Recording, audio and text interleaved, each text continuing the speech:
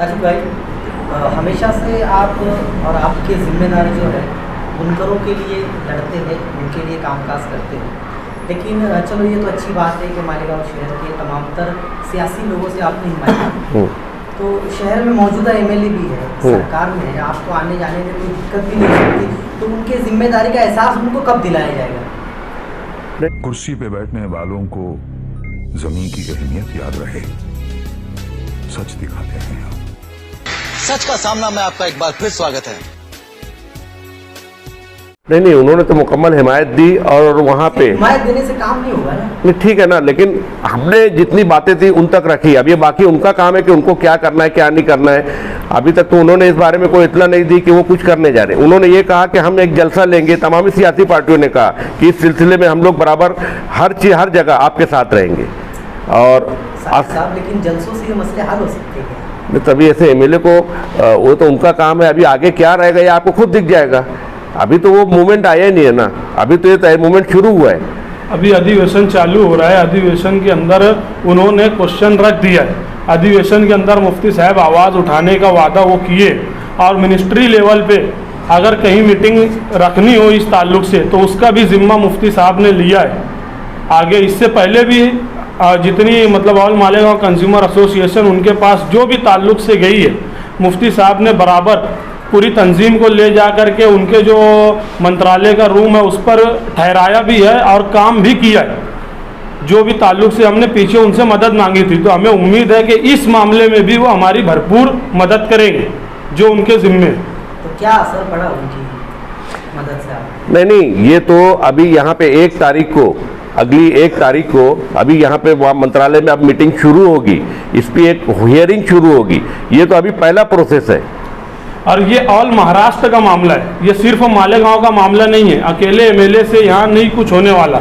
अगर जितने महाराष्ट्र में जितने एमएलए हैं उनकी एक मजबूत टीम बना करके क़यादत की गई तो ये पूरे अपोजिशन अगर वो मजबूती से अपनी बात रखती है तो इस पर कोई असर होगा। अभी आसिफ शेख साहब से भी हमने मुलाकात की थी, उन्होंने ये वादा किया है कि अजीत दादा पवार से वो हमारी जो ऑल मालेगांव कंज्यूमर एसोसिएशन है उनसे वो हमारी मीटिंग करेंगे और अपोजिशन से वो गुजारिश करेंगे कि ये मामला बड़ा संगीन है, आप जो है इसके ऊपर आवाज़ उठाइए। क्योंकि इलेक्शन जो है अभी कारपोरेशन और एमएलए और पार्लियामेंट का तीनों इलेक्शन 1.5 साल के अंदर हो सकता है कि हो। तो अगर अपोजिशन आवाज़ मजबूती से उठाती है तो हमारी बात में असर आएगा और हमारा जो है काम हो जाएगा। हमारा क्या पूरे महाराष्ट्र का काम है और ये कोई सनत का काम नहीं है। इसमें आप लोग रिक्शे वाले और जो मजदूर हैं, हम्माल हैं, सबसे ज़्यादा ये परेशान होंगे।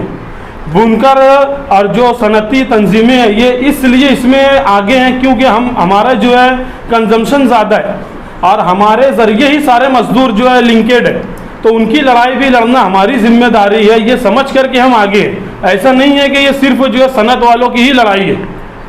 इसमें आप लोगों से गुजारिश है कि मजदूर को और जो आम लोग हैं इनके अंदर आप लोग कैसे जागरूकता पैदा कर सकते हो, ये प्रेस कॉन्फ्रेंस बुलाने का यही मकसद है कि आम लोगों के अंदर जो अभी जागरूकता नहीं है वो आप किस तरीके से अपने लेवल से जो है जागरूकता ला सकते हो। जितने बड़े पैमाने पे आम लोग और मजदूर तबका जुड़ेगा जब जा कर के तहरीक कामयाब होगी, नहीं तो तहरीक कामयाब नहीं होने वाली। जैसे 2013 के अंदर जब तो मैं नहीं था, ये यूसुफ इलियास साहब, साजिद अंसारी साहब, मौलाना जाहिद नदवी साहब ये सब थे और इनकी जो है यही तंजीम के इसके ही प्लेटफॉर्म पे तमाम सियासी पार्टियां और शहर के जो मजदूर तबका ये मिल करके नेशनल हाईवे जाम किए थे।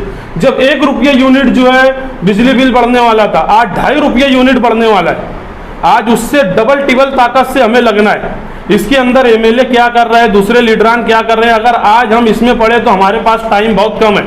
हमारी आप लोगों से यही गुजारिश है कि शहर के अंदर जितनी जल्दी हो सके उतनी जल्दी आप लोग बेदारी पैदा करें ताकि हम आपकी लड़ाई और शहर के दीगर लोगों की लड़ाई और हमारी लड़ाई, सबकी लड़ाई हम लड़ सके और सबके हक में एक मुस्बत फैसला है। हमने यहाँ के जितने उलमाए कराम हैं उनको भी निवेदन दिया है और आउटर के जो एमएलए जो हमारे पालक मंत्री भी है उन्होंने भी वादा किया है कि वो हर तरीके से अभी अधिवेशन शुरू होने जा रहा है वहाँ पे ये मसले को उठाएंगे। तो अभी तो ये शुरू होने जा रहा है। पहला स्टेप में अंदर अपनी आवाम को रोड पे आना है, आवाम को हमारा साथ देना है। ये माहौल कैसे बनता है ये आप बताइए। वो धरना देंगे सिर्फ कि जो तजवीज़ है प्रस्ताव उसकी होली भी जलाएंगे? नहीं, ऐसा कोई अभी प्रोग्राम होली जलाने का वहाँ पे नहीं है। वो तो वहाँ बोले थे, वहाँ पे वो बोले थे, लेकिन यहाँ पे मुकामी तौर से अभी हम लोग के अंदर ऐसी कोई बात नहीं है। वहाँ धरना देना भी बहुत हो जाता है, अगर आवाम बड़ी तादाद में वहाँ पे आ जाती है तो ये भी हमारे लिए बहुत है ना। और अगर से कोई भी पॉलिटिकल पार्टी उसको लेके चलना चाहती है तो हमारी मनाही भी नहीं है। वो पॉलिटिकल पार्टी अपने लेवल के ऊपर हर काम कर सकती है। सियासी पार्टियों का आप हिमायत दी है तो वो तुम्हारे पीछे नहीं, आप जैसे वहाँ की बात निकाल रहे हो, वहाँ से ऐसा प्रोग्राम दिया गया है तो मैं उसके संदर्भ में बोल रहा हूँ। मैं ऐसा नहीं लगता कि डर है 12 नवंबर करके होली जलाएंगे तो कुछ मामला बिगड़ेगा? ऐसी कोई भी चीज़ नहीं होना चाहिए कि जो पीछे की तारीख, वो तो नहीं, डर का तो कोई सवाल नहीं है ना। एक हमने पुलिस डिपार्टमेंट को भी, डीवाईएसपी साहब को भी हमने सारी बातें बताई, तो हमारे हक की लड़ाई है ना वो। तो मेन प्रताप उगाड़े के हर प्रेस नोट में तजवीज़ की होली जलाना लिखा है खलील भाई। और वो तहरीक के देखो, हर चीज़ में ऐसा रहता है कि मुकामी तौर पे काफ़ी बातें आपस में टकराती हैं, तो उन मुकामी बातों को लेकर कोई बात ना पैदा हो उसके लिए एहतियात बरती जाती है। बहरहाल हम तो तहरीक तो चला ही रहे हैं, तमामी मुकामी पार्टियों ने भी हमको हिमायत दी है। कौन कौन से जो मुतालबात है उसको पेश किया जाएगा इस धरने में? ये जो बिजली का बिल बढ़ाने का प्रस्ताव पेश हुआ है MSDCL की तरफ से, ये नहीं होना चाहिए। इसमें 37% का 1% की भी बढ़ोतरी नहीं होना चाहिए। पीछे से जो ये लोग ने SSC चार्ज बढ़ाया था 3 महीने के लिए, फिर उसको 6 महीना किया, आज 1 रुपया तो ऑलरेडी बिजली तुम्हारा पावर लूम का बिजली बिल बढ़ चुका है, तो मजीद बढ़ोतरी किस लिए? आज पावर लूम के हालात तो पहले ही से बहुत खराब थे। पूरे हिंदुस्तान के अंदर महाराष्ट्र ही वाहिद रियासत है जिसका बिजली रेट सबसे ज़्यादा है। इसमें गुंजाइश तो करने की ज़रूरत थी कि जो बिजली रेट मौजूदा है इसको कम किया जाए, लेकिन हुकूमत जो है इसमें भी 2.5 रुपये का इजाफा करने, 2.5 रुपये पर यूनिट का इजाफा करने जा रही है। हमारा मेन मुद्दा यही है कि ये इजाफा ना हो और इसके अंदर और जो गुंजाइश हो सकती है वो गुंजाइश की जाए। हमारा जो महाराष्ट्र रियासत जो है हमारी, यहाँ पर खेती और टेक्सटाइल ये 2 सबसे बड़े यूनिट हैं जिसके अंदर पूरा महाराष्ट्र जो है रोज़गार हासिल करता है। और अगर बिजली का रेट अगर बढ़ जाता है तो सबसे ज़्यादा असरअंदाज जो है टेक्सटाइल सेक्टर होगा, जिसमें बिजली का सबसे ज़्यादा इस्तेमाल है। आज इस्चल करंजी के बाजू में कर्नाटक है, इस्चल करंजी वालों से बातचीत हुई साजिद भाई की, उन्होंने बताया कि हमारे इधर से लूम उड़ करके बाजू में कर्नाटक में जा रहे, क्यों? वहाँ बोले बिजली सस्ती है। तो इससे महाराष्ट्र की GDP पे असर पड़ेगा, मईशत पे असर पड़ेगा। ये सिर्फ हमारी जो है सनती लोगों की मसला नहीं है, ये पूरे महाराष्ट्र का और हुकूमत का भी मसला है। हम यही समझा रहे हैं हुकूमत को कि जब महाराष्ट्र की मईशत पूरी ख़राब हो जाएगी तो आप सियासत किस पर करोगे? अभी वो लोग 100,000 करोड़ रुपये का बार बता रहे हैं। खाली मैं आपको मालेगांव की बात करता हूँ। मालेगांव के अंदर डेली जो GDP का अपना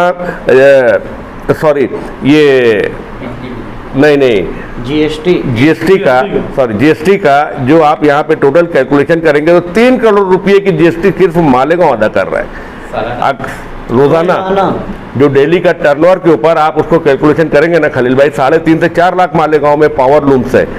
तो डेली अगर से ये सनत ठप पड़ गई तो सिर्फ मालेगांव से उनको कितना नुकसान होने वाला है? सिर्फ पावर लूम से जो दीगर जो इससे रिलेटेड जो धंधे हैं, जो लोग इस पर रोजगार हासिल कर रहे हैं, तो ये जो कैलकुलेशन अगर से सरकार के पास हम ये सारी चीज़ें रखने वाले हैं, जो वो लोग ऑडिट की रिपोर्ट बता रहे हैं कि 67,000 करोड़ वहाँ पे कई CA थे जो आज बोलना चाहिए हिंदुस्तान पे बड़े लेवल पे वो लोग काम करते हैं चैम्बर ऑफ कॉमर्स में, वो बता रहे हैं कि यार वो पूरी रिपोर्ट जो लोग ने बताई है, बोले वो उस पर कई जगह सवाल उठ रहे हैं, तो उनको उनकी रिपोर्ट पर भी भरोसा नहीं है। तो बहरहाल हम हमारे हक की बात को लेकर यहाँ बैठे हैं, हर लेवल के ऊपर वहाँ पे लोग नुमाइंदगी कर रहे हैं।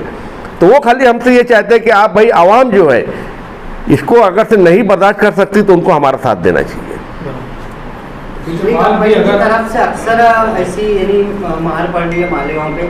अभी कुछ दिन पहले शायद कंज्यूमर्स एसोसिएशन की एक प्रेस में ये बात सामने आई थी कि बिजली कंपनी का जो कॉन्ट्रैक्ट है वो ख़त्म करने के लिए धरना आंदोलन किया जाएगा, और उसके बाद अभी ये दूसरा एक मामला आ गया, और ऐसे बहुत सारे बिजली कंपनी के खिलाफ मामला आ रहे हैं, लेकिन इसके अभी तक के हल किसी तरीके के सामने नहीं आया। इसकी क्या वजह है? कलकत्ता पावर लिमिटेड का जितने सारे उन लोगों ने इरेगुलर जो बातें उनकी थी, हम मुस्तकिल उसके अंदर नुमाइंदगी कर रहे हैं, उनकी खामियां हम इंतज़ामिया के सामने रख रहे हैं। कल हम जब दादा भिसे के पास गए, उन्होंने रेस्ट हाउस के अंदर प्रेम सिंह जी को बुलाया और सारी शिकायतें जो थी वहाँ पे तमाम बैठे थे, उनके सामने, प्रेम सिंह जी के सामने उन्होंने उनको सख्त अल्फाज में बोल दिया कि 1 महीने के अंदर आप ये जो शिकायतें हैं इसका अजाला कीजिए। बहुत सारी है बातें, अगर तो मैं तफसील बताने जाऊंगा उसकी तो प्रेस कॉन्फ्रेंस बहुत लंबी हो जाएगी। लेकिन आप लोग ये यकीन मानिए कि हर जगह पे वो मुमकिन है, हम लोग वहाँ पे कोशिश कर रहे हैं नुमाइंदगी करने की, लेकिन अभी ये बहुत बड़ा मसला है और ये एक टाइम लिमिट का मसला है। तो इसके अंदर शहर की आवाम को जागरूक करना सबसे पहला फर्ज बनता है। उसके बाद भी अगर बढ़ गया कुछ बायकाट वगैरह करेगा? नहीं, 100% होगा ना, ये तो अभी शुरुआत है ना, ये तो अभी शुरुआत है। इसमें जैसा ऐसा प्रोग्राम सामने से आएगा हम लोग उसके अंदर चलेंगे।